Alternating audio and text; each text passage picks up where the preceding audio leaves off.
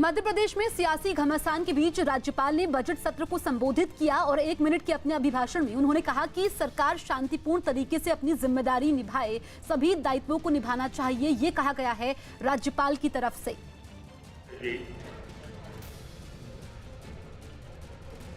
मैं सभी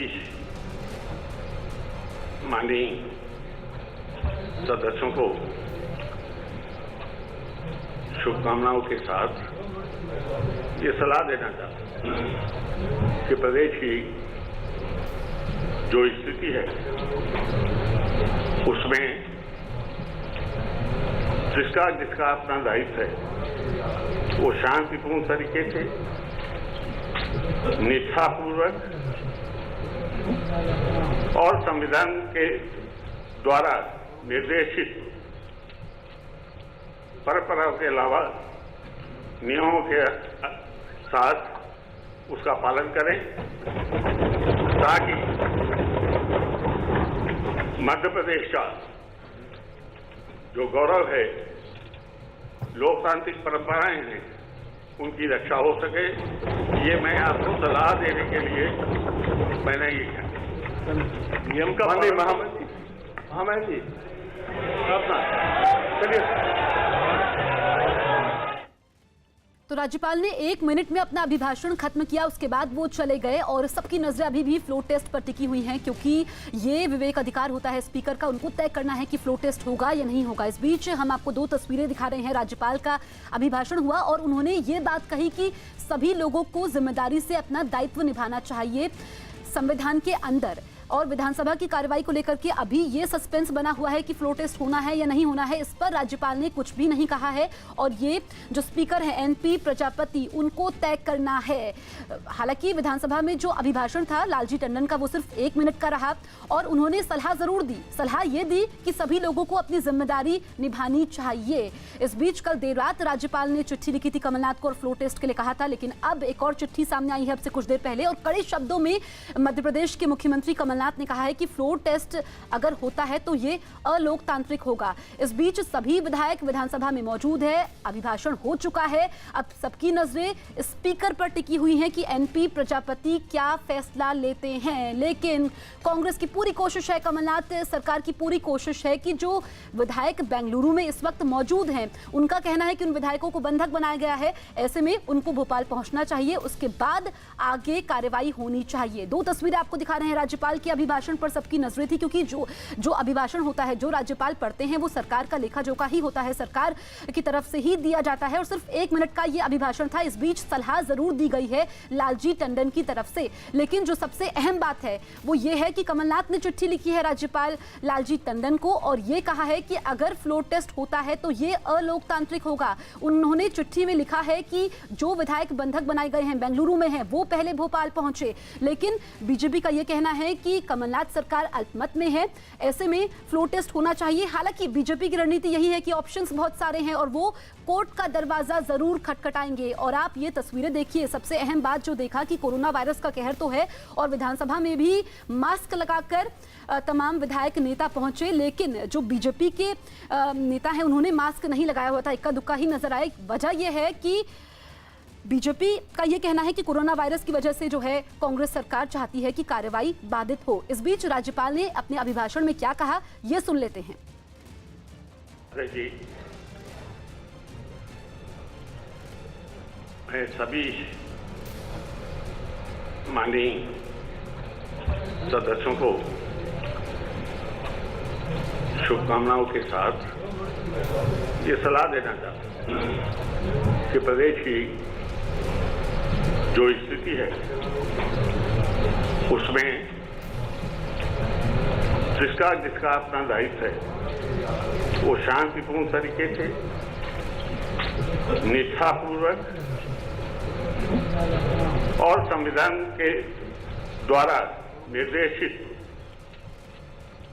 परंपराओं के अलावा नियमों के साथ उसका पालन करें ताकि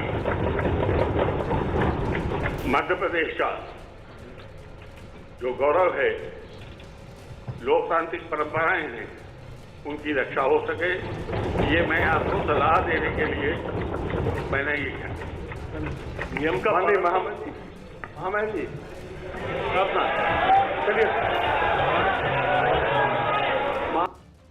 इससे पहले मध्य प्रदेश के मुख्यमंत्री कमलनाथ ने राज्यपाल को चिट्ठी लिखकर फ्लोर टेस्ट करवाने के पक्ष में नहीं है। उन्होंने ये कहा, उन्होंने चिट्ठी में लिखा कि दबाव में विधायकों के बयान दिलवाए जा रहे हैं और ऐसी स्थिति में फ्लोर टेस्ट करवाना असंवैधानिक और अलोकतांत्रिक है। ये चिट्ठी कमलनाथ की तरफ से लिखी गई है और कड़े शब्दों में उन्होंने कहा है कि जो विधायक हैं वो बंधक बनाए गए हैं। ऐसे में अगर फ्लोर टेस्ट होता है तो ये अलोकतांत्रिक होगा, असंवैधानिक होगा। इस बीच जो राज्यपाल ने कल चिट्ठी कमलनाथ को लिखी थी, जो मुलाकात हुई थी, तो राज्यपाल तो चाहते हैं, लेकिन अब बहस इसी बात पर है कि जो संवैधानिक जानकार भी हैं कि पहले अगर कोर्ट में मामला जाता है तो यह तय होगा कि ये किसके विशेष अधिकार के अंतर्गत आता है।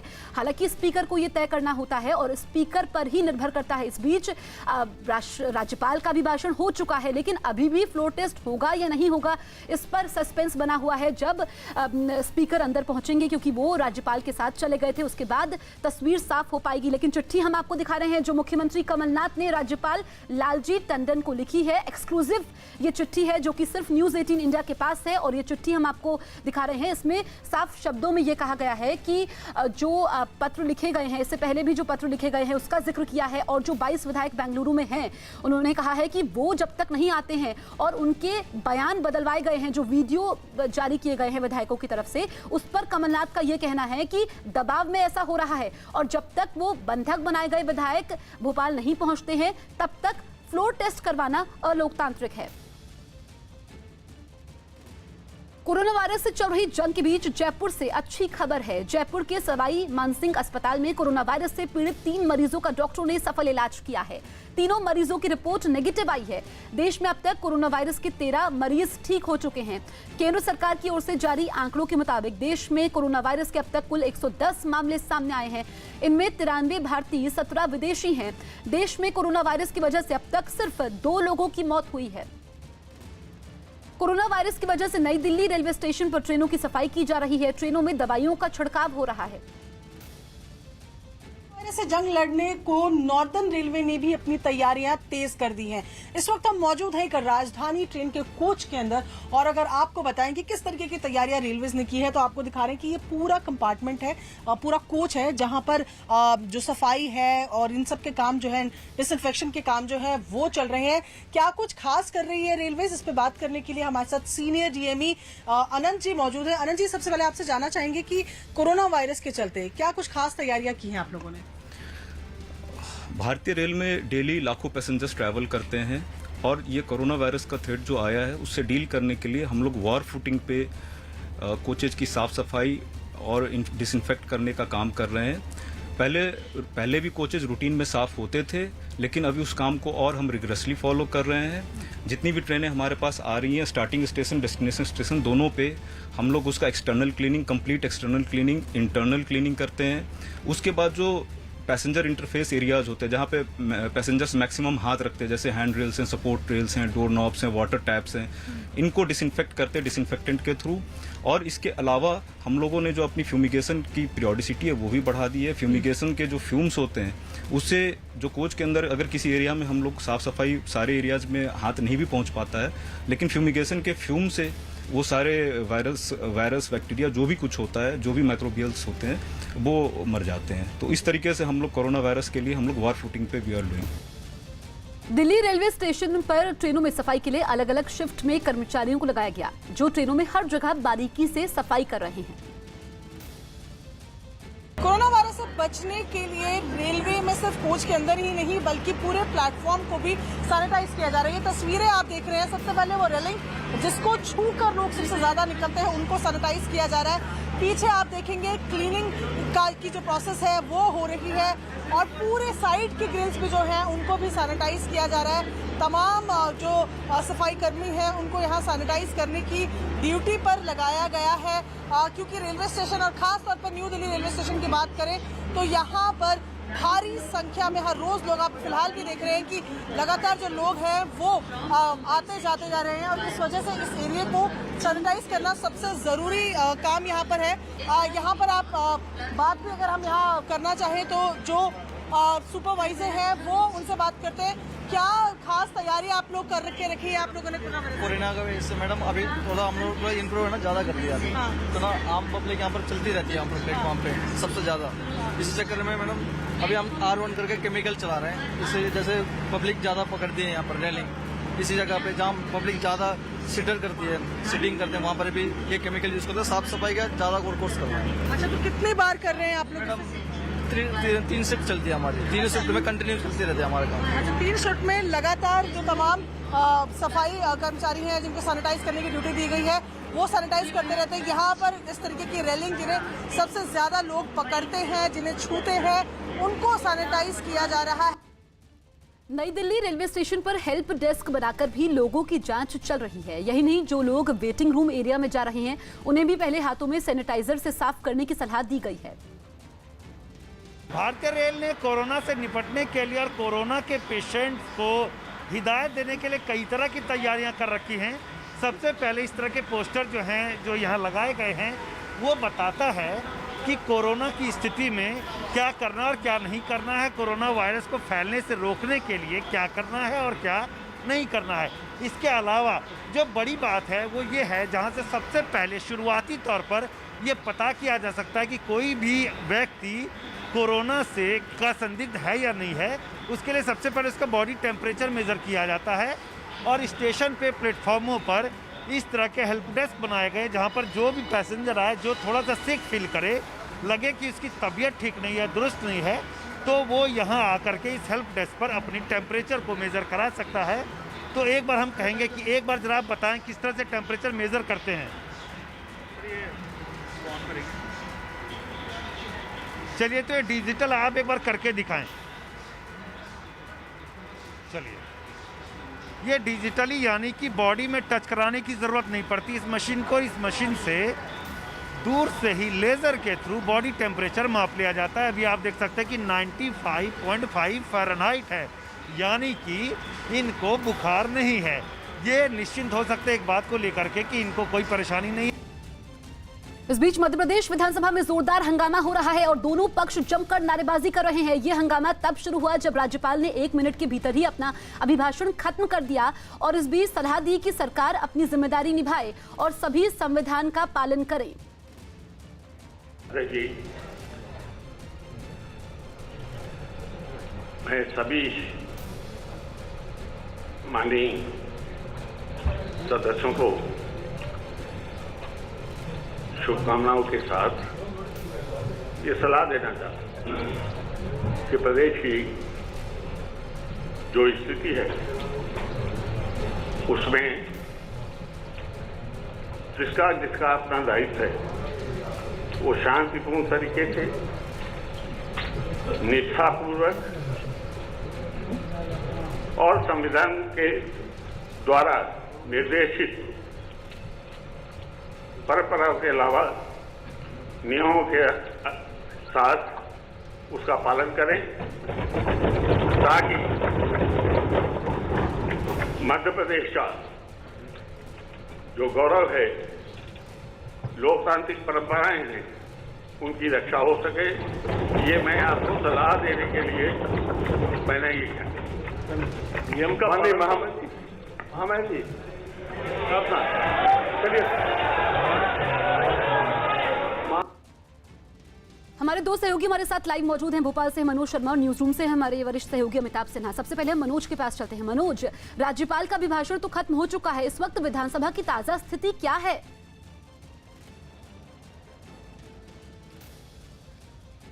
मनोज, अभिभाषण तो खत्म हो चुका है राज्यपाल का, ताजा स्थिति विधानसभा की क्या है? हम मनोज के पास जाएंगे, हम अमिताभ सिन्हा का रुख करते हैं। अमिताभ, जो हम सिचुएशन इस वक्त देख रहे हैं, क्योंकि अभिभाषण खत्म हो चुका है, लेकिन फ्लोर टेस्ट होगा या नहीं होगा इस पर अभी भी सस्पेंस बना हुआ है। देखिए, पूरी तरह से टालने की कोशिश कर रही है कमलनाथ सरकार इस पूरे फ्लोर टेस्ट को, और अगर 26 तक किया है तो 26 को करेंगे कि नहीं करेंगे, ये इसमें भी संशय है बीजेपी को। पहली बात। दूसरी बात, इसके ऊपर लगातार कोशिश हो रही थी कि 31 तारीख तक इसको कोरोना वायरस के नाम पर सदन की कार्रवाई न होने दी जाए, ये भी कोशिश चल रही थी। पूरी की पूरी कोशिश है स्पीकर की तरफ से उनको उनके चिट्ठी के द्वारा कि जो 22 विधायक हैं उनकी प्रेजेंस हो जाए। लेकिन बीजेपी का साफ साफ 2-3 चीज़ कहना है। पहला, उन 22 विधायकों की उपस्थिति जरूरी नहीं है, क्योंकि उन्होंने इस्तीफा दे दिया। वो इस्तीफे की पुष्टि व्यक्तिगत तौर पे भी कर चुके हैं। व्यक्तिगत प्रेजेंस चाहिए, वो तैयार हो जाएंगे, लेकिन फ्लोर टेस्ट में उनकी ज़रूरत नहीं। दूसरी बात, आरोप यही लग रहा है कि गवर्नर जो सुप्रीम कॉन्स्टिट्यूशनल बॉडी होता है राज्य में, उसके आदेश की अवहेलना कर रही है कमलनाथ सरकार, जबकि 2 बार वो कह चुके हैं। अमिताभ, हम बड़ी खबर बता रहे हैं कि विधानसभा की कार्यवाही 26 मार्च तक स्थगित हो गई है, यानी कि 10 दिन का समय जो कि पहले से अनुमान लगाया जा रहा था, अब 26 मार्च तक विधानसभा की कार्यवाही नहीं होगी। ये साफ हो गया है कि फ्लोर टेस्ट नहीं होगा और ये मुख्यमंत्री कमलनाथ की पूरी कोशिश है। अमिताभ से हम समझते हैं, अमिताभ, जो 26 मार्च तक विधानसभा की कार्यवाही स्थगित हुई है, ये कमलनाथ के लिए राहत की बात है या फिर कुछ और रणनीति बीजेपी की होगी तो मुश्किलें बढ़ने वाली हैं? देखिए, राहत और उसकी बात नहीं है। राहत की बात अब किसी के लिए नहीं है। बीजेपी को अपना दावा साबित करना है फ्लोर ऑफ द हाउस, और कमलनाथ को अपना पक्ष मजबूत करना है अगले जो भी उनको समय मिला है 26 तारीख तक का, ताकि जो 22 विधायक हैं जो टूट कर गए हैं, जिन्होंने इस्तीफे तक भेज दिए हैं, उनको कैसे लुभाया जाए, मनाया जाए और उनको कैसे तोड़ा जाए, पूरी कोशिश उनकी बिल्कुल। चल रही है। अमिताभ, मैं आपको रोकूंगी, मनोज के पास में चलती हूँ। मनोज, 26 मार्च तक विधानसभा की कार्यवाही स्थगित हो गई है, ऐसे में कमलनाथ के लिए जो मुश्किलें थी वो कम हुई है, इसे ऐसे देखा जाए? अभी फिलहाल कमलनाथ की शुरू से जो रणनीति है वो रणनीति इसी बात की है कि किसी तरह वक्त निकाला जाए, वक्त खरीदा जाए, और इसलिए ये कोशिश हो रही थी। अब फिलहाल कोरोना वायरस को लेकर स्पीकर ने बाकायदा जो प्रस्ताव है वो मध्य प्रदेश के सामान्य प्रशासन मंत्री गोविंद सिंह ने उसको मूव किया, और उस प्रस्ताव पर स्पीकर ने पूरा प्रस्ताव पढ़ा और कहा कि कोरोना वायरस की थ्रेट से पूरा मध्य प्रदेश भी जानता है, मध्य प्रदेश की सरकार भी उसको लेकर जागृत है, इसलिए विधानसभा की कार्रवाई 26 मार्च तक के लिए स्थगित की जाती है। हमें इसके पहले ये समझना पड़ेगा कि जैसे ही सदन में राज्यपाल का अभिभाषण हुआ, अभिभाषण के फौरन बाद नेता प्रतिपक्ष गोपाल भार्गव खड़े हुए। गोपाल भार्गव ने अपनी तरफ से राज्यपाल का वो पत्र जो मुख्यमंत्री को लिखा गया था और जिसमें मुख्यमंत्री कमलनाथ से फ्लोर टेस्ट कराने की मांग की गई थी, वो पत्र पढ़ के सुनाया। लेकिन इस दौरान कांग्रेस की जो तमाम विधायक हैं वो शोर शराबा करते रहे। उस शोर शराबे में जब वो पत्र पढ़कर जो फुर्सत हुए और उन्होंने अपना पत्र खत्म किया, उसके फौरन बाद मध्य प्रदेश के स्वास्थ्य मंत्री तरुण भानोत खड़े हो गए और उन्होंने कोरोना वायरस की बातचीत करना शुरू कर दी और कहा कि कोरोना वायरस की बीजेपी को चिंता नहीं हो रही है और हमें कोरोना वायरस की चिंता हो रही है। ये तमाम बातें चल रही थी। इतने में स्पीकर ने कुछ देर के लिए सदन की कार्रवाई रोकी। कुछ मिनटों के लिए स्पीकर बाहर गए और बाहर से जब लौट के आए तो कोरोना वायरस को लेकर गोविंद सिंह, एक मंत्री, ने प्रस्ताव पढ़ा और स्पीकर ने उस प्रस्ताव को दोहराया और कार्रवाई 26 मार्च तक के लिए स्थगित कर दी। फिलहाल फौरी राहत तो कमलनाथ सरकार को मिल गई, लेकिन वो जो 22 विधायक हैं और वो जो 16 विधायक जिनकी सदस्यता अभी बची हुई है, वो अभी भी बेंगलोर में हैं, वो अभी भी कांग्रेस के साथ नहीं है, वो अभी भी बागी हैं। आखिर कैसे सरकार अपना बहुमत साबित करेगी, क्योंकि बीजेपी की अब रणनीति है तमाम उन विधायकों की राजभवन में राज्यपाल के सामने परेड कराना। बिल्कुल, हम अमिताभ सिन्हा के पास चलते हैं। अमिताभ, कोरोना वायरस का कहर तो पूरी दुनिया में है, लेकिन यहाँ पे फौरी तौर पर राहत मिल गई है कोरोना वायरस की आड़ में कांग्रेस को। अब बीजेपी की क्या रणनीति रहने वाली है, क्योंकि 10 दिन का समय कमलनाथ सरकार को मिला है? अब बीजेपी के हाथ में 2 ही चीज़ें हैं, एक तो अपने विधायकों को सुरक्षित रखे और दूसरा जो वक्त बचा है इसमें गवर्नर का जो आदेश था, राज्यपाल का जो आदेश था कि 48 घंटों में फ्लोर पे बहुमत साबित करे, उसकी अवहेलना कमलनाथ सरकार ने की है। तो इसके खिलाफ सुप्रीम कोर्ट में अपील दायर कर सकती है बीजेपी। जो आपको याद होगा, कल तमाम बैठकों का दौर हुआ था, तुषार मेहता सॉलिसिटर जनरल तक के पास तमाम बीजेपी के नेता जाकर बैठे थे और तमाम बातों पर मंत्रणा की थी। तमाम जो उपाय हो सकते हैं, ऑप्शन हो सकते हैं, उन पर चर्चा हुई थी। तो जाहिर तौर पर जब गवर्नर ने कह दिया, जो राज्य की सुप्रीम कॉन्स्टिट्यूशनल बॉडी है, कि 48 घंटे में करना है बहुमत साबित, तो आपको उस आदेश का पालन करना था। बीजेपी की नाराजगी ही यहाँ पर है, क्योंकि कोरोना वायरस के नाम पर अगर हाउस स्थगित किया गया है 10 दिनों तक, तो वैसे ही आज पार्लियामेंट में भी प्रहलाद जोशी जो संसदीय कार्य मंत्री हैं, उन्होंने सीधे तौर पर कह दिया कि तमाम उपाय अपनाए जा रहे हैं संसद में, इसलिए अभी फिलहाल पहले सदन की कार्रवाई स्थगित करने का सवाल नहीं उठता। वहीं उल्टे मध्य प्रदेश में इस सदन की कार्रवाई स्थगित हो रही है। दूसरी बात, संवैधानिक संस्थाओं का हनन हो रहा है, ये बीजेपी का आरोप है। तो अब जो ऑप्शन बचता है, अपने विधायकों को सुरक्षित रखना और दूसरा सुप्रीम कोर्ट का दरवाजा खटखटाना, क्योंकि सुप्रीम कोर्ट पहले भी कर्नाटक के मामले में 10 घंटे में 12 घंटे में बहुमत साबित करने का आदेश बीजेपी को भी दे चुका है और दूसरी पार्टियों को शायद इससे सबक भी मिल सकता है। बिल्कुल, तो अहम बात अमिताभ जो आप बता रहे हैं, और यही बात बीजेपी बार बार कह रही थी कि जब लोकसभा की कार्रवाई चल रही है, वहां पर संसद की कार्रवाई दिल्ली में चल रही है, तो फिर मध्य प्रदेश में ऐसा क्यों हो रहा है। हम मनोज के पास चलते हैं। मनोज, बीजेपी तो कोर्ट का दरवाजा खटखटाएगी, ये बात तय है, सुप्रीम कोर्ट जाएगी, लेकिन जो 22 विधायक हैं जिस पर कमलनाथ बार बार कह रहे हैं कि उनको भोपाल पहुंचना चाहिए और उसके बाद आगे स्थिति सामान्य होगी, ऐसे में अब क्या होने वाला है, इसको लेकर के क्या रणनीति रहने वाली है, ये हम मनोज से समझेंगे। इसी का जवाब मैं अमिताभ से ले लेती हूँ। अमिताभ, जो 22 विधायक हैं इस वक्त बेंगलुरु में, वो आने को तैयार नहीं है भोपाल, लेकिन कमलनाथ चाहते हैं कि वो भोपाल हो, इसका हल क्या निकलने वाला है? देखिए, बात कमलनाथ के चाहने की नहीं है, बीजेपी का आरोप यही है, अगर वो 22 विधायकों ने इस्तीफा दे दिया है, उनमें से 6 मंत्रियों का इस्तीफा स्वीकार कर लिया गया है, तो ये बात साफ है कि ये 22 विधायक उस परेड में, उस फ्लोर टेस्ट में शामिल होना नहीं चाहते। उनका विश्वास कांग्रेस सरकार से टूट चुका है, ये बात साफ है। और बीजेपी की यही दलील है कि जब उन्होंने सीधे सीधे कह दिया हम अलग हैं, तो फिर कमलनाथ उनकी परेड के लिए जिद क्यों कर रहे हैं। ऐसे में जब राज्यपाल कह चुके हैं कि 48 घंटे में बहुमत साबित करो, और यही बात बीजेपी आने वाले 1-2 दिनों में इसी बात पर जोर डालेगी, इसी बात को जोर डालते हुए आगे की कार्रवाई करेगी। जहां तक बीजेपी को भरोसा है कि ये 22 विधायक, जिसमें 6 मंत्री भी शामिल थे, ये सब उसके साथ हैं, और यही डर कमलनाथ को है कि अगले 10 दिनों में नहीं टूटे तो आगे क्या करेंगे वो। लेकिन इतना तो साफ है कि बीजेपी का साफ साफ आरोप है कि राज्यपाल के आदेश की अवहेलना की है कमलनाथ सरकार ने, इसलिए सुप्रीम कोर्ट का दरवाजा अगर खटखटाया तो शायद बीजेपी मजबूत विकेट पर खड़ी होगी। चलिए, मजबूत विकेट पर खड़ी होगी। हम चलते हैं मनोज के पास जो लाइव मौजूद है। मनोज, अभी तो 10 दिन का समय कमलनाथ सरकार को मिला है, लेकिन जरा हम आंकड़े आपसे समझना चाहेंगे कि जो स्थिति है, जो 22 विधायक इस वक्त हैं और 6 का इस्तीफा मंजूर हो चुका है, आंकड़े किसके पक्ष में हैं?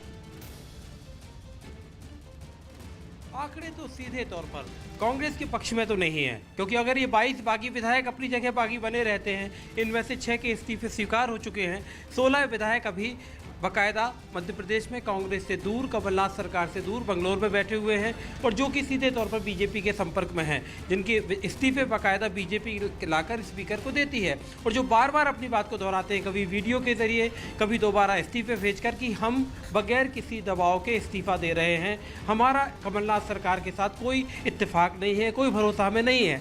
तो अगर ये बने रहते हैं तो उसके बाद जो समीकरण है वो कमलनाथ के पक्ष में नहीं है। कमलनाथ के पास अभी सभी विधायकों को जोड़ दें, कांग्रेस के 92, साथ ही साथ 2 बीएसपी, 1 समाजवादी पार्टी, 4 निर्दलीय, जबकि सबका साथ मिले ये ज़रूरी नहीं है, क्योंकि जो निर्दलीय होता है वो तो हवा का रुख देखता है कि किस तरफ हवा बह रही है, जिस तरफ हवा होती है उस तरफ चल देता है। फिर भी मान लें कि सारे निर्दलीय, सारे एसपी, बीएसपी सब कमलनाथ के साथ होंगे तो भी जाकर आंकड़ा 99 पर रुकेगा। उसके बाद कमलनाथ को बीजेपी के 107 विधायक हैं, यानी हर हाल में 9 विधायक और चाहिए, तो यानी 9 विधायक। बीजेपी मजबूत स्थिति में है, ये आंकड़े भी बता रहे हैं। और ये देखिए, ये शोर शराबा सुनाई दे रहा है विधायक जो कि जब विधानसभा से पहुंचे, और ये सीधी तस्वीरें इस वक्त हम आपको दिखा रहे हैं। हंगामा यहाँ पर विधानसभा में अभी भी जारी है। वाला कैंसिल कर देना बोलो।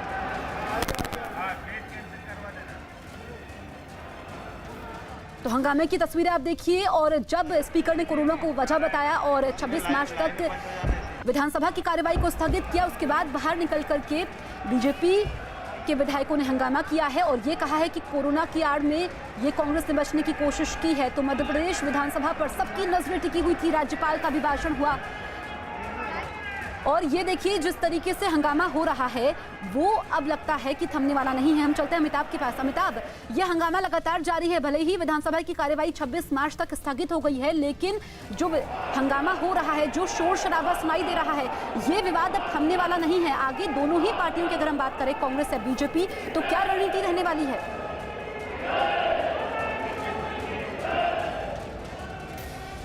चलिए, इस बीच तस्वीरें एक बार आपको फिर से बता दें। ये देखिए, भारत माता की जय के नारे लगा रहे हैं और विधायकों ने मास्क भी पहना हुआ है। आज सबकी नजरें थी क्योंकि बजट सत्र की शुरुआत होने वाली थी, राज्यपाल का भी भाषण जो कि 1 मिनट से कम का होता है।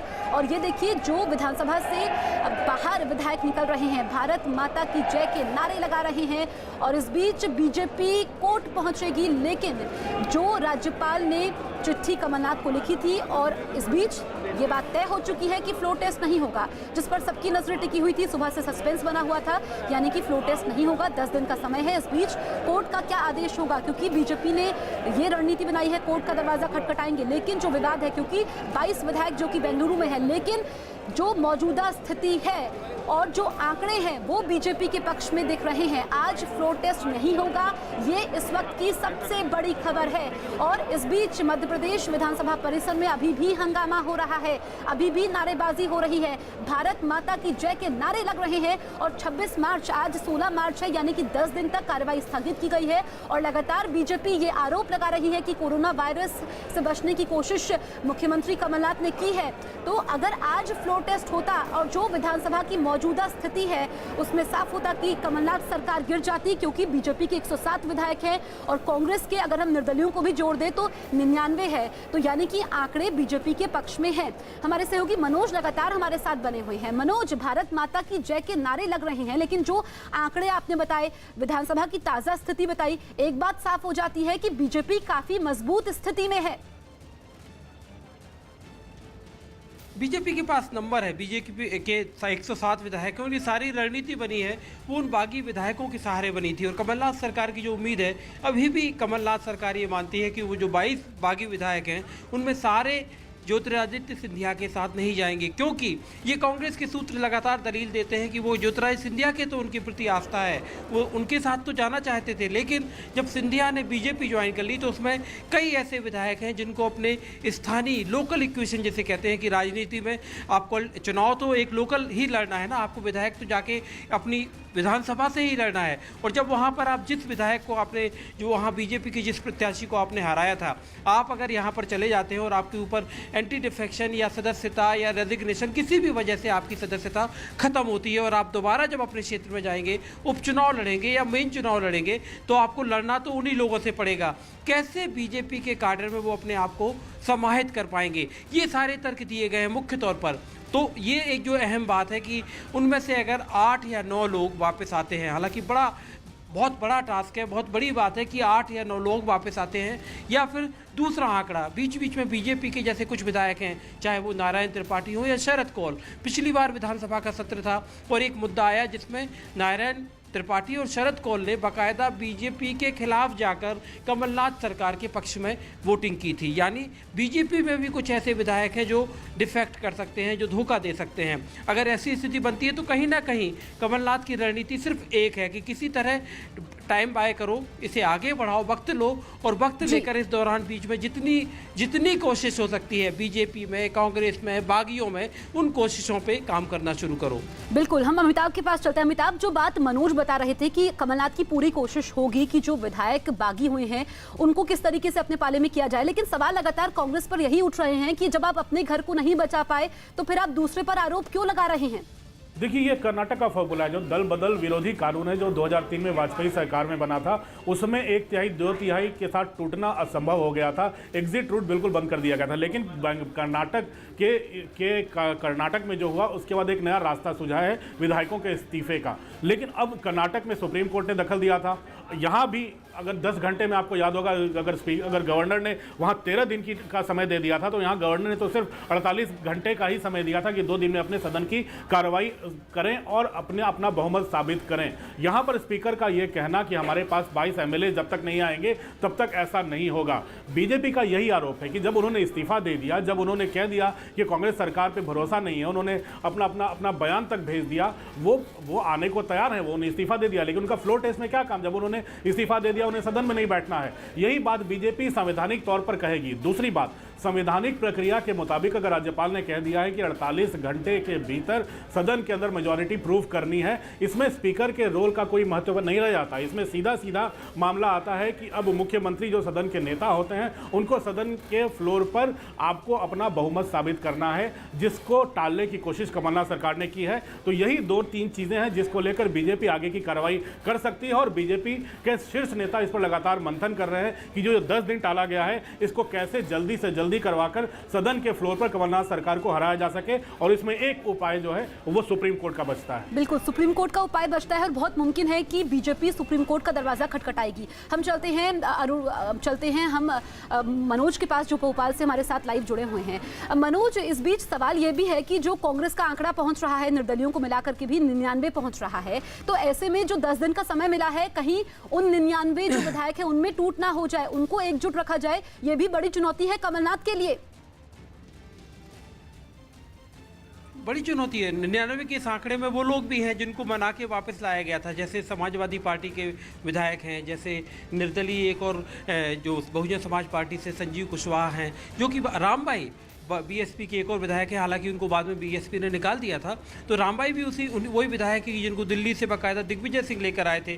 दिग्विजय सिंह के बेटे जो मंत्री हैं जयवर्धन सिंह, जीतू पटवारी, तमाम वीडियो वायरल हुए थे कि ऐसे उनको गुरुग्राम की होटल से लेके आया गया था। तो सवाल वही है, अपने घर को कांग्रेस को अभी भी सुरक्षित रखना और मुश्किल बात है, क्योंकि सामने निर्दलीय, बीएसपी और समाजवादी पार्टी के लोग हैं। अब जैसे व्हिप जारी होती है, समाजवादी पार्टी के एक सदस्य के लिए समाजवादी पार्टी के व्हिप का बहुत ज़्यादा मायने होते नहीं हैं, क्योंकि वो जब चाहे जिस चाहे पार्टी में जा सकता है, क्योंकि व्हिप अगर वो उल्लंघन कर भी दे, दूसरी पार्टी में चला जाए तो उसकी सदस्यता खत्म नहीं होगी, क्योंकि वो सिर्फ एक है।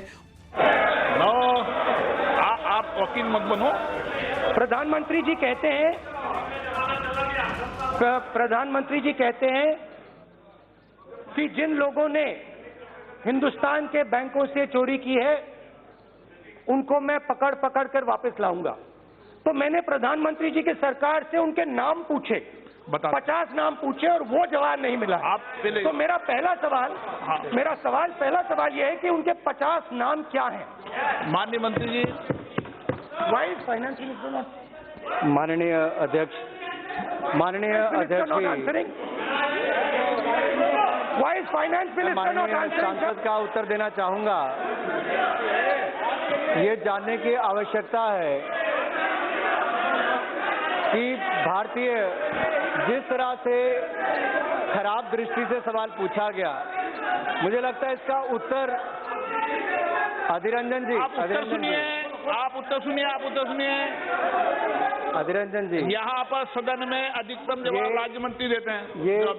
ये समझना बहुत आवश्यक है सर कि आखिर हुआ क्या, कब हुआ, कैसे हुआ, क्योंकि अगर इतनी भूमिका बांधकर इस बात को कहा गया है तो सर मुझे लगता है क्योंकि इनको पता है कि कमियां कहां पर है, इसलिए उत्तर नहीं सुनना चाहते।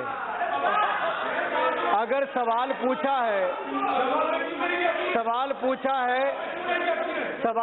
है तो जरा उत्तर भी सुनिए।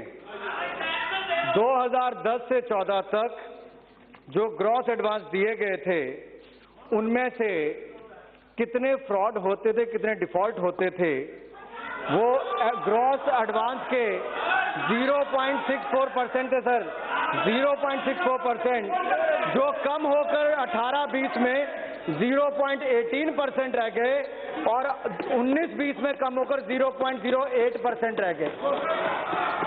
ये क्यों हुआ? क्योंकि इनके समय 18% एवरेज ग्रोथ रेट थी जो एडवांस दिए जाते थे, क्रेडिट दिया जाता था और फ्रॉड साथ में होते थे।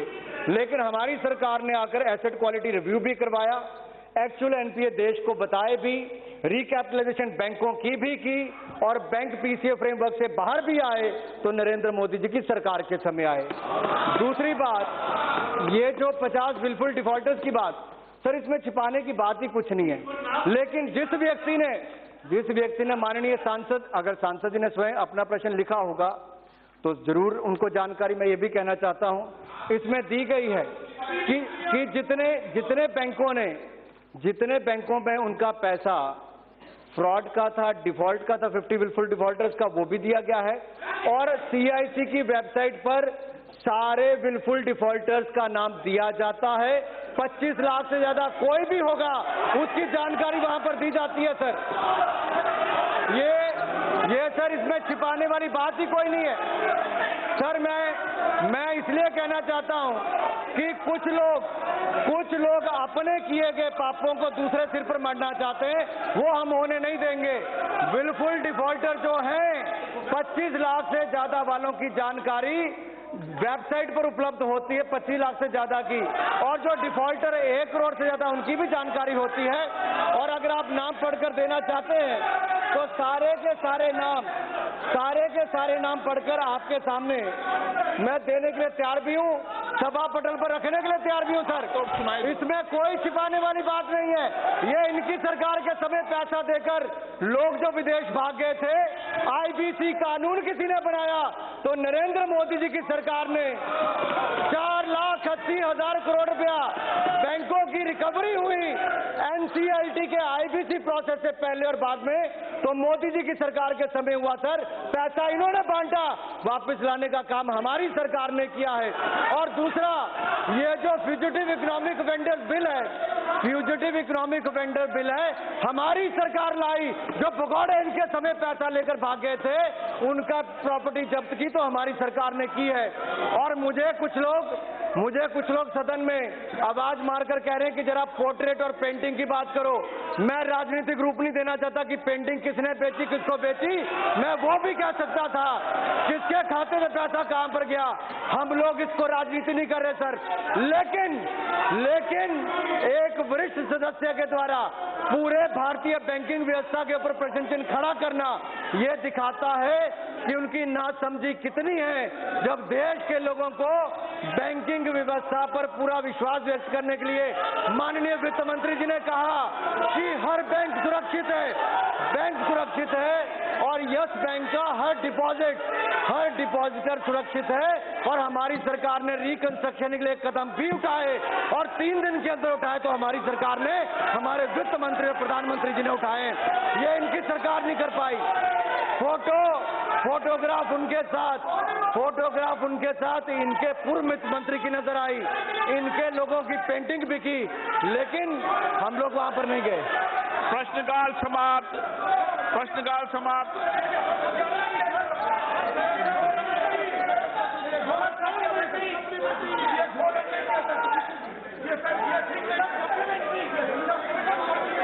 जवाब सप्लीमेंट्री प्रश्नकाल समाप्त। 12 बजे तक का समय होता है, मैंने पूरा समय दिया है। माननीय सदस्यगण, मुझे कुछ विषयों पर स्थगन प्रस्ताव की सूचनाएं प्राप्त हुई है। मैंने स्थगन प्रस्ताव की किसी सूचना के लिए अनुमति प्रदान नहीं की गई है। सभा पटल पर रखे जाने वाले पत्र। आइटम नंबर 3, श्री संतोष कुमार गंगवाल जी। सर, आपकी अनुमति से आज की कार्यसूची में मेरे नाम के सामने क्रम संख्या 3 पर वर्णित विवरण में सदन के पटल पर रखता हूँ। Item number 4, Shri Prahlad Singh ji Patel. अन्य अध्यक्ष महोदय, मैं क्रम संख्या 4 पर मेरे नाम के आगे रखे हुए दस्तावेज सभा पटल पर रखता हूँ, जो हमारी संस्था है गांधी स्मृति दफ्तर। तो इस दुनिया में कोई भी व्यक्ति, संस्था या पार्टी ऐसी नहीं होती जिसके जीवन में कभी ना कभी संकट ना आए। लेकिन चरित्र तब दिखाई देता है जब आप उस संकट से लड़ते हैं और उबरते हैं। ये तो प्रवचन हो गया, लेकिन बात हम आज कांग्रेस पार्टी की कर रहे हैं। कांग्रेस पार्टी लगातार संकटों से, मुसीबतों से, राजनीतिक झंझावतों से जूझ रही है।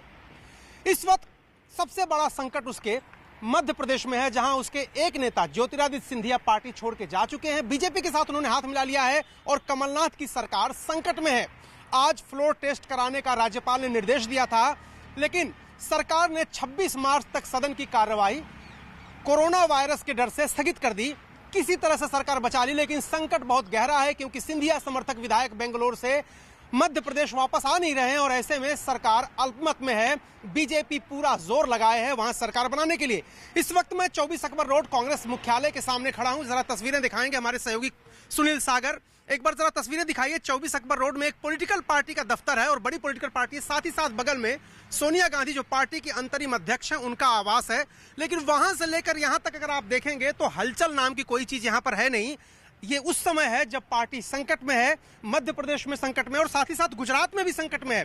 गुजरात में राज्यसभा के चुनाव होने, 2 उम्मीदवार खड़े किए थे कांग्रेस पार्टी ने, एक शक्ति सिंह गोहिल और दूसरे नंबर पर भरत भाई सोलंकी। अब दिक्कत ये आ रही है कि कांग्रेस के 4-5 विधायकों ने इस्तीफा दे दिया। उसके बाद एक ही सीट जीत सकती है कांग्रेस वहां से, राज्यसभा की, गुजरात से। शक्ति सिंह गोहिल केंद्रीय नेतृत्व की पसंद हैं, वो अहमद पटेल की पसंद हैं, लेकिन भरत भाई सोलंकी के साथ ज्यादातर विधायक हैं और वो चाहते हैं कि पहली सीट पर वो चुनाव लड़े, यानी चुनाव वो जीते, शक्ति सिंह गोहिल नहीं। अब इसको लेकर कांग्रेस पार्टी के अंदर घमासान मचा हुआ है, लेकिन तैयारी क्या है? जैसा कि मैंने कहा, किसी पार्टी, संस्था या व्यक्ति के जीवन में मुसीबतें आती हैं, लेकिन उससे वो कैसे लड़ता है, चरित्र वही दिखाते। जरा एक बार कांग्रेस दफ्तर का नजारा देख लीजिए आप। ये मल्लिकार्जुन खड़गे हैं, इनका दरवाजा बंद है। ये केसी वेणुगोपाल हैं, खुद चुनाव लड़ रहे हैं जाकर के राजस्थान से राज्यसभा का। केरल के रहने वाले राजस्थान से लड़ रहे हैं चुनाव, उसको लेकर के भी तमाम बातें हो रही हैं संगठन के अंदर। और ये अगर मैं आपको दिखाऊं, कांग्रेस का दफ्तर है, यहाँ पर मोतीलाल बोरा, गुलाम नबी आजाद, ये सबका कमरा है, लेकिन कहीं कोई हलचल नहीं है, कोई बैठक नहीं चल रही गुजरात को लेकर या मध्य प्रदेश को लेकर के। हाँ, ये बात जरूर है कि संसद भी चल रहा है, राहुल गांधी वहां पर देश के 50 सबसे बड़े विलफुल डिफॉल्टर्स के बारे में सवाल पूछ रहे हैं, लेकिन पार्टी के अंदर जो संकट है उसको लेकर के क्या तैयारी हो रही है, इस बाबत अभी कोई जानकारी सामने नहीं आई है। ये देखिए अंबिका सोनी का कमरा है, और साथ ही साथ मैं अगर आपको दिखाऊं कांग्रेस दफ्तर की तस्वीरें अगर आपको दिखाऊं, सारे कमरे, अविनाश पांडे राजस्थान के प्रभारी हैं, उनका कमरा ये है। अब हम वापस आते हैं जहां पे प्रेस कॉन्फ्रेंस होती है कांग्रेस की। इसके अंदर भी किसी भी कमरे में मुझे कोई बड़ा नेता ये दिखाई नहीं दे रहा है कि संकट पर बात कर रहा हो, कोई बैठक हो रही हो। हाँ, ये बात जरूर है, फोन घनघना रहे हैं नेताओं के, आपस में बातचीत कर रहे हैं, किसको भेजना है राजस्थान, किसको भेजना है गुजरात, लेकिन इस संकट से लड़ने के लिए वाकई क्या एक बड़ी पॉलिटिकल पार्टी में इतना काफी है? ये देखिए इधर तस्वीरें आप, कहीं भी आपको कोई भी नेता पार्टी का बैठा हुआ दिखाई नहीं देगा। तो क्या जो कुछ भी कर रही है कांग्रेस पार्टी इस पूरे संकट से निपटने के लिए, क्या वो पर्याप्त है? जितनी जरूरी कदम उसको उठाने चाहिए, क्या वो कदम उठा रही है? इन बातों पर भी हम नजर रखेंगे। लेकिन भोपाल में क्या कुछ हुआ, मध्य प्रदेश में क्या कुछ हुआ, सबसे पहले चलते हैं हमारे सहयोगी मनोज शर्मा भोपाल से हमारे साथ लाइव जुड़ गए हैं। मनोज, आखिर वही हुआ जिसका डर था, कोरोना ने 26 तारीख तक। तो मनोज हमारे सहयोगी अभी हमारे साथ जुड़े नहीं हैं, लेकिन मैं थोड़ी देर बाद उनके पास जरूर चलूंगा। कमलनाथ की सरकार संकट में है, कोशिश ये हो रही थी कि किसी तरीके से सरकार बच जाए, उसको लेकर के तमाम बैठकें हुई दिल्ली से लेकर के भोपाल तक, लेकिन जब तक सिंधिया समर्थक लौटते नहीं, जैसा कि दावा कांग्रेस कर रही है कि उसमें से 12 से 13 विधायक उनके अपने हैं जो वापस लौट के आ सकते हैं सिंधिया के साथ, वो नहीं है, जबरदस्ती उनको बंधक बनाया गया है, ये जरूर कांग्रेस पार्टी कह रही, लेकिन इस बात के कोई प्रमाण नहीं है, कोई सबूत नहीं है कि वो इनके साथ हैं। तो कुल मिलाकर के संकट न सिर्फ मध्य प्रदेश में है बल्कि संकट गुजरात में भी है। पिछले दिनों आपने देखा था किस तरह से भूपेंद्र सिंह हुड्डा ने धमकी दी थी खुलेआम कांग्रेस नेतृत्व को कि अगर उनके या उनके बेटे को राज्यसभा नहीं भेजा जाएगा तो वो कुमारी सैलजा या रणदीप सिंह सुरजेवाला दोनों में से किसी को टिकट अगर देती है पार्टी तो वो उनको हरवा देंगे, उनके विधायक उनको सपोर्ट नहीं करेंगे। तो क्या कांग्रेस नेतृत्व कमजोर हो चला है? क्या कांग्रेस नेतृत्व के हाथ से चीजें छिटकती चली जा रही है? क्या राज्यों में जो क्षत्रप है वो ज्यादा मजबूत होकर उभरे हैं? क्या उन्होंने पूरे देश में जो कांग्रेस की हालत है ऐसे समय में कांग्रेस के नेतृत्व को दबाव में लाने की कोशिश की है? इन सब बातों पर हम जरूर चर्चा करेंगे। गुजरात से हमारे सहयोगी जनक दवे हमारे साथ जुड़े हुए हैं, जनक दवे के पास सीधे चलेंगे। जनक दवे से पूछते हैं, जनक, गुजरात में भी पार्टी क्या टूटने वाली है? विधायक तो इस्तीफा देना शुरू कर चुके हैं, क्या मुश्किल है और क्या रास्ता निकालने की कोशिश कर रही है कांग्रेस वहां? तो चलिए गुजरात बाद में चलेंगे अपने सहयोगी जनक दवे के पास। सबसे पहले चलते हैं राहुल गांधी ने क्या कुछ कहा लोकसभा में, वो सुनवा देते हैं आपको। मैंने पूछा था कि सबसे बड़े 50 विलफुल डिफॉल्टर हिंदुस्तान में कौन हैं? माननीय मंत्री जी, मुझे कोई जवाब नहीं दिया। मुझे घुमा फिरा के कुछ और बोला है, मगर जो 50 नाम हमने मांगे, जो प्रधानमंत्री जी कहते हैं, आप प्रश्न पूछो ना। नहीं, थोड़ा बोलने तो दीजिए। आप मूल प्रश्न थोड़ा बोलने तो दीजिए। हाँ, सेट तो करने दीजिए। हाँ, सेट मत तो आप तो मूल सेट तो करने दीजिए। आप प्रश्न पूछो। नो, आप वकील मत बनो। प्रधानमंत्री जी कहते हैं कि जिन लोगों ने हिंदुस्तान के बैंकों से चोरी की है उनको मैं पकड़ कर वापस लाऊंगा। तो मैंने प्रधानमंत्री जी की सरकार से उनके नाम पूछे, 50 नाम पूछे और वो जवाब नहीं मिला। आप पहले तो मेरा पहला सवाल यह है कि उनके 50 नाम क्या हैं? माननीय मंत्री जी, ये समझना बहुत आवश्यक है सर कि आखिर हुआ क्या, कब हुआ, कैसे हुआ, क्योंकि अगर इतनी भूमिका बांधकर इस बात को कहा गया है तो सर मुझे लगता है क्योंकि इनको पता है कि कमियां कहां पर रही, इसलिए उत्तर नहीं सुनना चाहते। अगर सवाल पूछा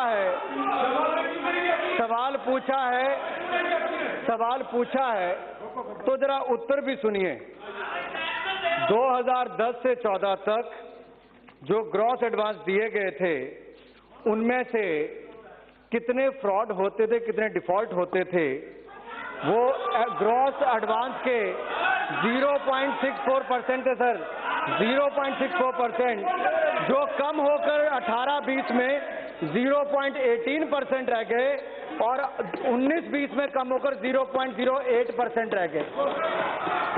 ये क्यों हुआ? क्योंकि इनके समय 18% एवरेज ग्रोथ रेट थी जो एडवांस दिए जाते थे, क्रेडिट दिया जाता था, और फ्रॉड साथ में होते थे। लेकिन हमारी सरकार ने आकर एसेट क्वालिटी रिव्यू भी करवाया, एक्चुअल एनपीए देश को बताए भी, रिकैपिटलाइजेशन बैंकों की भी की, और बैंक पीसीए फ्रेमवर्क से बाहर भी आए तो नरेंद्र मोदी जी की सरकार के समय आए। दूसरी बात, ये जो 50 विलफुल डिफॉल्टर्स की बात, सर इसमें छिपाने की बात ही कुछ नहीं है। लेकिन जिस व्यक्ति ने माननीय सांसद, अगर सांसद जी ने स्वयं अपना प्रश्न लिखा होगा तो जरूर उनको जानकारी मैं ये भी कहना चाहता हूं, इसमें दी गई है कि जितने बैंकों में उनका पैसा फ्रॉड का था, डिफॉल्ट का था, 50 विलफुल डिफॉल्टर्स का, वो भी दिया गया है। और सीआईसी की वेबसाइट पर सारे विलफुल डिफॉल्टर्स का नाम दिया जाता है। 25 लाख से ज्यादा कोई भी होगा उसकी जानकारी वहां पर दी जाती है सर। ये सर इसमें छिपाने वाली बात ही कोई नहीं है सर। मैं इसलिए कहना चाहता हूं कि कुछ लोग अपने किए गए पापों को दूसरे सिर पर मढ़ना चाहते हैं, वो हम होने नहीं देंगे।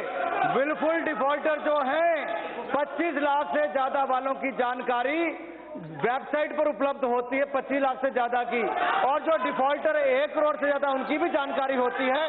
और अगर आप नाम पढ़कर देना चाहते हैं तो सारे के सारे नाम पढ़कर आपके सामने मैं देने के लिए तैयार भी हूं, सभा पटल पर रखने के लिए तैयार भी हूं सर। तो ये थे कांग्रेस के पूर्व अध्यक्ष राहुल गांधी, जो लोकसभा में सवाल पूछ रहे थे वित्त मंत्रालय से, वित्त मंत्री से, कि देश के 50 विलफुल डिफॉल्टर्स कौन है, उनका नाम क्या है, और उसके बारे में तफसील से जानकारी चाहते थे, जिसको लेकर के हंगामा हुआ। और वित्त राज्य मंत्री अनुराग ठाकुर ने उनका जवाब देने की कोशिश की, और कहीं ना कहीं इशारों में कांग्रेस की तरफ हवा का रुख जो है, तोप का मुंह मोड़ने की कोशिश भी की।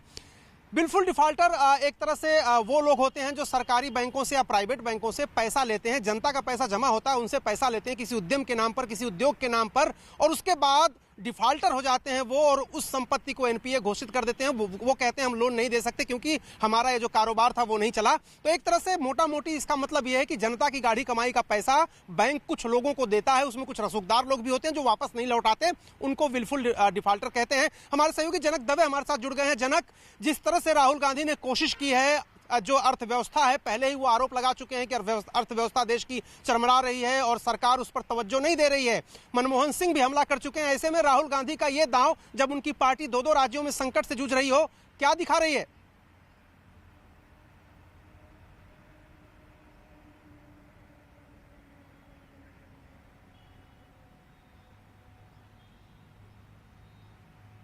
जनक, ये सवाल आपसे था कि राहुल गांधी की पार्टी संकट में है, 2-2 राज्यों में मुश्किल का सामना कर रही है। ऐसे में राहुल गांधी 50 विलफुल डिफॉल्टर्स की बात लोकसभा में करते हैं, इसके क्या मायने हैं?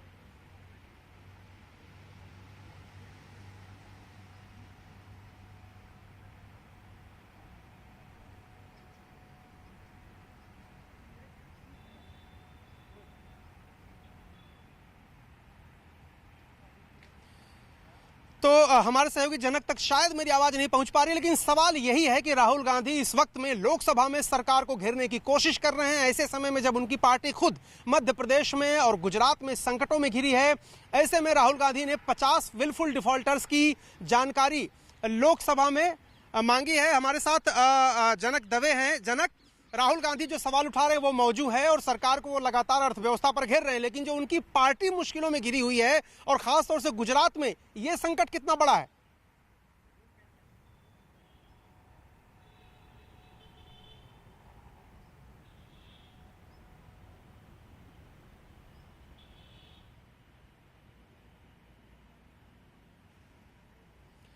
तो जनक तक लगातार कोशिश के बाद भी संपर्क हो नहीं पा रहा है, आवाज उन तक शायद जा नहीं रही है। लेकिन लोकसभा में राहुल गांधी ने सरकार को घेरने की कोशिश की है। इस बीच मध्य प्रदेश से लेकर के गुजरात तक पार्टी के लिए मुश्किल खड़ी हो रही है लगातार। मध्य प्रदेश में कमलनाथ सरकार मुश्किल में है, वहां पर उनको विश्वास मत आज हासिल करना था, लेकिन सदन की कार्यवाही 26 मार्च तक के लिए स्थगित कर दी गई है और वजह दिया गया है कोरोना वायरस। हालांकि लोकसभा दिल्ली में लगातार चल रही है। इस बीच गुजरात प्रदेश कांग्रेस के लिए भी मुश्किलें बढ़नी शुरू हो गई हैं। वहां पर पार्टी के 4 से 5 विधायकों ने इस्तीफा दे दिया है और कुछ और विधायक, ऐसा कहा जा रहा है कि जो तीसरा कैंडिडेट बीजेपी ने उतारा है राज्यसभा के लिए, नरहरि अमीन, उनके पक्ष में मतदान कर सकते हैं, यानी क्रॉस वोटिंग कर सकते हैं। इस बीच गुजरात कांग्रेस ने अपने विधायकों को जयपुर शिफ्ट कर दिया है, लेकिन सारे विधायक नहीं आए हैं।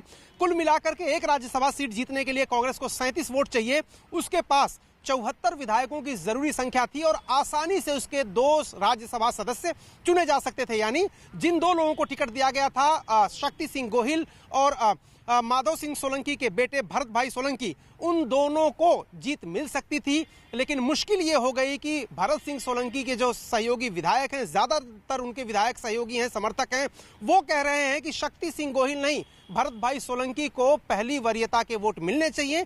यानी अगर एक राज्यसभा सीट जीतने की नौबत आती है तो वो भरत भाई सोलंकी होने चाहिए, न कि शक्ति सिंह गोहिल। जबकि शक्ति सिंह गोहिल 10 जनपद से लेकर के राहुल गांधी और अहमद पटेल के करीबी हैं, खास हैं, वो पार्टी का काम बिहार और दिल्ली में देख रहे हैं। इस बीच खबर यह भी आई है कि भरत भाई सोलंकी अपने विधायकों के जरिए दबाव बनाने की कोशिश कर रहे हैं। और जनक दवे हमारे सहयोगी जुड़ गए हैं, लगता है मेरे साथ। जनक, कितना बड़ा है गुजरात का संकट?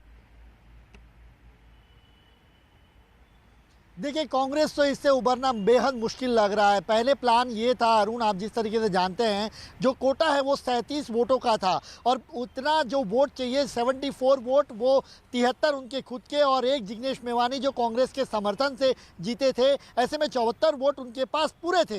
लेकिन सबसे बड़ी दिक्कत कांग्रेस के भीतर अगर कोई है, कांग्रेस को कोई हरा रहा है तो कांग्रेस ही है गुजरात में, और वो देखने को मिल रहा है अरुण। और एक के बाद एक जो इस्तीफे लगातार। तो जनक दवे, गुजरात कांग्रेस पर जो संकट छाया हुआ है उसके बारे में हमको जानकारी दे रहे थे। लेकिन अब बढ़ते हैं अगली खबर की तरफ। कोरोना वायरस ने पूरी दुनिया को मुश्किल में डाल दिया है। पूरी दुनिया में कारोबार ठप हो गया है, लोग एक देश से दूसरे देश नहीं जा रहे हैं। और चूंकि दुनिया एक ग्लोबल गांव, ग्लोबल विलेज बन गया है, इसलिए हिंदुस्तान भी उससे अछूता नहीं है।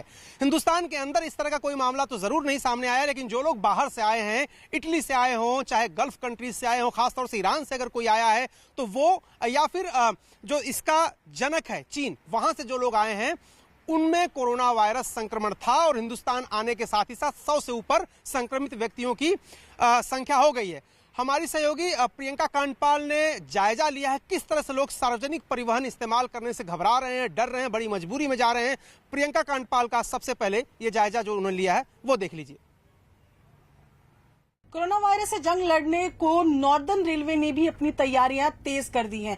इस वक्त हम मौजूद हैं एक राजधानी ट्रेन के कोच के अंदर, और अगर आपको बताएं कि किस तरीके की तैयारियां रेलवेज ने की है तो आपको दिखा रहे हैं कि ये पूरा कंपार्टमेंट है, पूरा कोच है, जहां पर जो सफाई है और इन सब के काम जो है, डिसइंफेक्शन के काम जो है वो चल रहे हैं।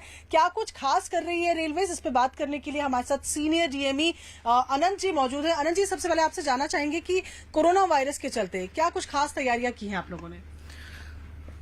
भारतीय रेल में डेली लाखों पैसेंजर्स ट्रैवल करते हैं और ये कोरोना वायरस का थ्रेट जो आया है उससे डील करने के लिए हम लोग वॉर फुटिंग पे कोचेज की साफ सफाई और डिसइंफेक्ट करने का काम कर रहे हैं। पहले भी कोचेज रूटीन में साफ होते थे, लेकिन अभी उस काम को और हम रिगरसली फॉलो कर रहे हैं। जितनी भी ट्रेनें हमारे पास आ रही हैं, स्टार्टिंग स्टेशन, डेस्टिनेशन स्टेशन, दोनों पे हम लोग उसका external cleaning, complete external cleaning, internal cleaning करते हैं। उसके बाद जो पैसेंजर इंटरफेस एरियाज होते हैं जहां पे पैसेंजर्स मैक्सिमम हाथ रखते हैं, जैसे हैंड रेल्स हैं, सपोर्ट रेल्स हैं, डोर नॉब्स हैं, वाटर टैप्स हैं, इनको डिसइंफेक्ट करते हैं डिसइंफेक्टेंट के थ्रू।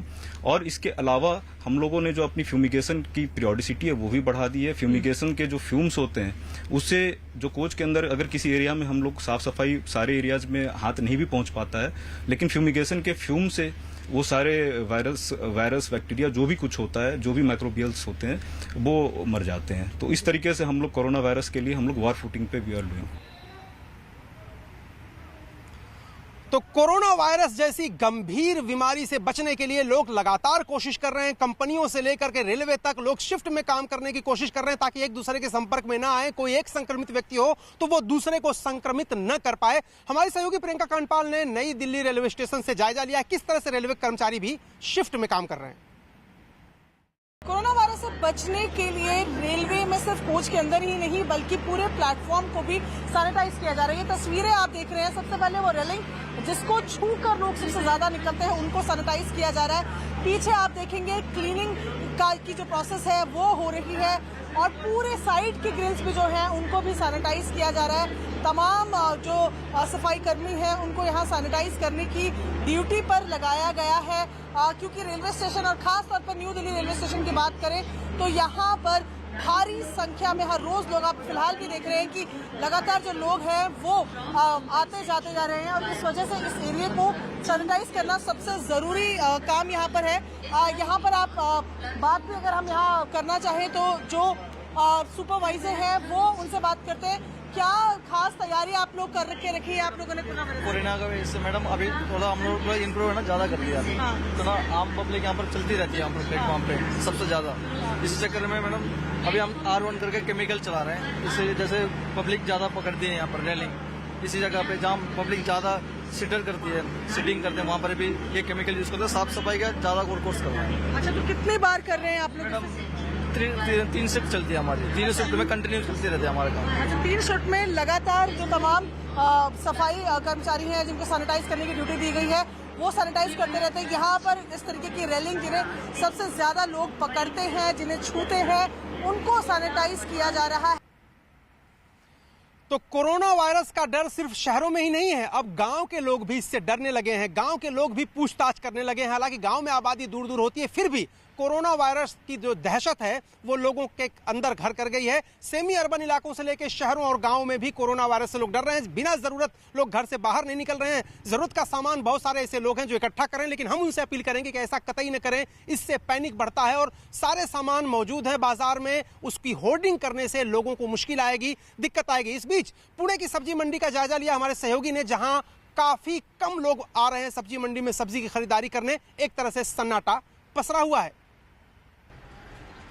पुणे में कोरोना वायरस का जो प्रादुर्भाव हुआ है, जो अफेक्टेड पेशेंट्स है उनकी संख्या महाराष्ट्र में सबसे ज़्यादा है। 16 अब तक जो पेशेंट है वो पाए गए हैं, जिसमें 9 पिंपरी चिंचवड से और 7 पुणे से, और इसका असर जो है वो दिखाई देना शुरू हुआ है। ये महात्मा फुले मंडई है, पुणे की बड़ी मंडई है, जहाँ पे जो सब्जी उसका जवाब नहीं मिला, लंबा भाषण मिला, मगर मुझे जो चोट पहुंची कि जो मेरा पार्लियामेंट्री हक है, जो पार्लियामेंट्री हक है मेरा एक सेकेंडरी क्वेश्चन पूछने का, वो मुझे स्पीकर जी ने पार्लियामेंट में पूछने नहीं दिया।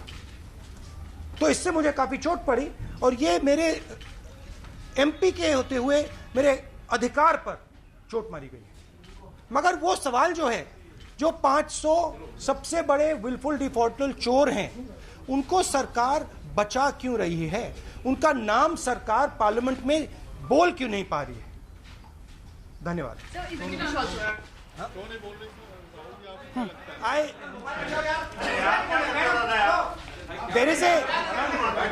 There is a parliamentary procedure when asking questions. This is the right of every single member of parliament. When you ask a question, the minister responds, and then you are allowed to ask a secondary question. And sometimes you're allowed to ask another question after that. Today I asked a question. The minister did not respond to my question. My question was, how many people, what are the largest 500 largest defaulters in India? The minister did not answer my question. And I was quite hurt because it is the duty of the speaker to protect my right to speak. And it was his duty to allow me to ask a supplementary question. And I was not allowed to ask a supplementary question. This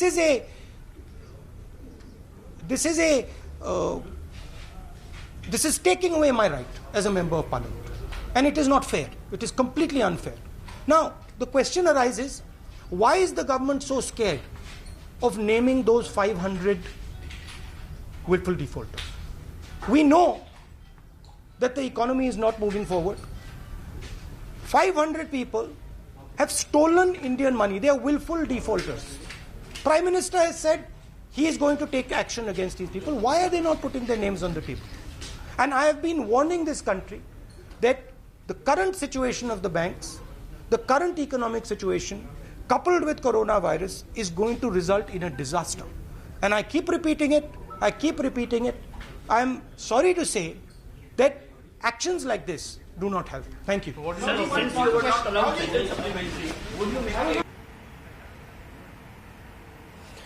तो ये थे कांग्रेस के पूर्व अध्यक्ष राहुल गांधी, जो कह रहे थे कि एक सांसद के रूप में उनके अधिकारों की अनदेखी हुई है। वो विलफुल डिफॉल्टर्स के बारे में एक सवाल तो उन्होंने जरूर पूछा, लेकिन सप्लीमेंट्री यानी उस सवाल में अगर कोई कंफ्यूजन जवाब में है तो उस पे वो सफाई मांग सकते थे। वो उनका अधिकार है जिससे उनको वंचित कर दिया गया। लौटते हैं वापस कोरोना वायरस की खबर की तरफ। जनता में पैनिक है, अधिकारी तैयारी कर रहे हैं, नेता भी तैयारी की बात कह रहे हैं, लेकिन कितना तैयार है देश कोरोना वायरस से लड़ने के लिए? इस रियलिटी चेक के लिए भी हम मैदान में निकले। हमारे सहयोगी लगातार विभिन्न जगहों पर जाकर के रियलिटी चेक कर रहे हैं। चंदन जजवाड़े हमारे सहयोगी दिल्ली में रेलवे स्टेशन पर मौजूद हैं।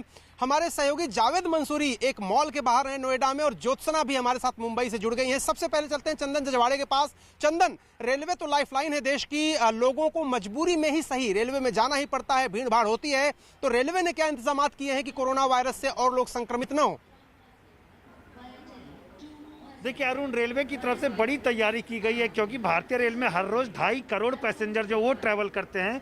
नई दिल्ली स्टेशन पर आप देख सकते हैं कि कोरोना वायरस सहायता बूथ बनाया गया है, और ये सामने आप देख सकते हैं कि बॉडी टेम्परेचर से महत्वपूर्ण बचाव है, और बचाव के लिए अवेयरनेस बहुत महत्वपूर्ण भूमिका का निर्वहन करता है। आपने सिटी के अंदर देखा होगा, जगह जगह हम लोगों ने बड़े बड़े होर्डिंग के माध्यम से कोरोना के बारे में जागरूकता, उससे बचाव, उसके उपचार, उसकी रोकथाम के बारे में, और ये जो लखनऊ में दिखाई दे रहा है, यह पूरे प्रदेश के अंदर सभी 60,000 ग्राम पंचायतों में, 653 से अधिक नगर निकायों में, 1,58,000 से अधिक जो हमारे बेसिक शिक्षा परिषद के विद्यालय, माध्यमिक शिक्षा परिषद, उच्च शिक्षा से जुड़े हुए स्वास्थ्य में प्राथमिक, सामुदायिक और district hospital, railway station, airport, bus station, इन सभी जगह बड़े बड़े होर्डिंग पोस्टर लगाए गए हैं अवेयरनेस के लिए।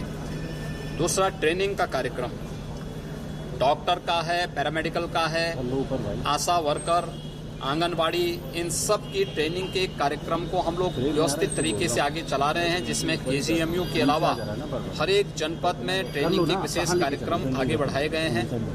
आंगनबाड़ी और आशा वर्कर में लगभग 1 लाख से अधिक की ट्रेनिंग अब तक हम कर चुके हैं। डॉक्टर में भी 4,000 से अधिक की ट्रेनिंग के कार्यक्रम को अब तक हम लोग संपन्न कर चुके हैं।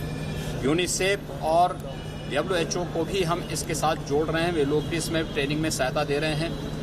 हम लोगों ने प्रदेश के अंदर हर जिले के अंदर आइसोलेशन वार्ड बनाए हैं। प्रारंभिक रूप में 1268 बेड के आइसोलेशन वार्ड हमारे पास आज अभी मौजूद हैं। इसके एक्सपेंशन की आवश्यकता पड़ेगी तो वह भी हमारे पास व्यवस्था है। पर्याप्त मात्रा में हमारे पास मास्क हैं, ग्लव्स हैं, गाउन हैं, ये सारी चीज़ें हर एक जनपद में हम लोगों ने उपलब्ध करवाई हैं। प्रारंभिक रूप में जो हम लोगों ने 22 मार्च तक अपने सभी स्कूल कॉलेजेस बंद किए हैं, जहां पे परीक्षाएं चल रही हैं, अभी उनको इससे छूट से परीक्षाओं को अभी चलने दिया गया है। 20 को हम फिर इस पर विचार करेंगे। कल मैंने रात्रि में फिर से सभी जिलाधिकारियों से, सभी प्रशासनिक और स्वास्थ्य विभाग के अधिकारियों को इसके साथ जोड़ा है, जो कि कोरोना वायरस उत्तर प्रदेश में अभी स्टेज 2 में है। हमने इसके लिए एपिडेमिक कैटेगरी में इसको लेकर के जो भी पावर डेलीगेट होने थे, इसके लिए पावर डेलीगेट किए हैं, और हम लोगों ने इस बारे में तय किया कि जो भी आवश्यक कदम होने हैं इसके लिए वो कदम उठाए जाएं।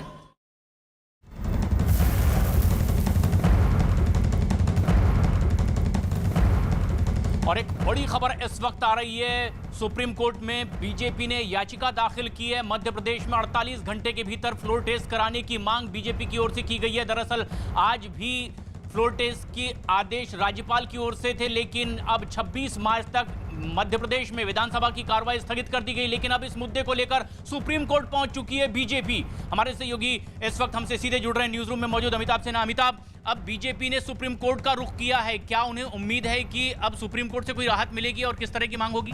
देखिए, दो तीन चीज़ें बीजेपी ने पहले ही साफ कर दी थी कि गवर्नर के आदेश की अवहेलना कर रही है कमलनाथ सरकार, और उन 22 विधायकों ने जिन्होंने इस्तीफा दिया है उनको वापस बुलाकर स्पीकर के सामने परेड करने का औचित्य नहीं है। अब अगर सुप्रीम कोर्ट में गए हैं तो 3 बातें उन्होंने साफ तौर पर कही है कि जानबूझकर संवैधानिक मूल्यों का हनन किया गया है यहाँ पर। दूसरा, जानबूझकर गवर्नर के आदेश की अवहेलना हुई है, इसलिए चीफ मिनिस्टर को जल्दी से जल्दी floor of the house majority prove करनी चाहिए। ये 2 चीज़ है कि अवहेलना गवर्नर के आदेश की और पहला संवैधानिक मूल्यों का हनन। ये सुप्रीम कोर्ट जा चुकी है बीजेपी, अब इस मामले में अपील करते हैं, लेकिन राज्यपाल खुद 1 मिनट के अभिभाषण में भी यही बात कह चुके हैं कि संवैधानिक मूल्यों का ध्यान रखा जाए और अपने दायित्वों का पूरा करे शांतिपूर्ण तरीके से सरकार। यही तो बीजेपी कहना चाहती है। जब कर्नाटक में जब गवर्नर ने कहा था येदियुरप्पा को 13 दिन दे दिए थे कि आप बहुमत साबित करो, तब कांग्रेस ने यह हंगामा किया था और सुप्रीम कोर्ट गई थी। अब जब गवर्नर कह रहे हैं कि 48 घंटों में आप जब बहुमत साबित करो, तो ऐसे में इनका यह कहना कि 26 तारीख तक बढ़ा दिया जाए किसी न किसी बहाने से, इसी पर सवाल उठा रही है बीजेपी, और यही कारण है कि सुप्रीम कोर्ट उन्हें जाना पड़ा। बिल्कुल, तो ये आखिर एक बड़ा मसला भी है जिसे लेकर अब सुप्रीम कोर्ट पहुंच चुकी है बीजेपी। 26 मार्च तक विधानसभा की कार्रवाई स्थगित कर दी गई है। 1 मिनट का अभिभाषण हुआ है, लेकिन राज्यपाल ने आज ही फ्लोर टेस्ट का आदेश दिया था, लेकिन आज फ्लोर टेस्ट नहीं हुआ है कमलनाथ सरकार का।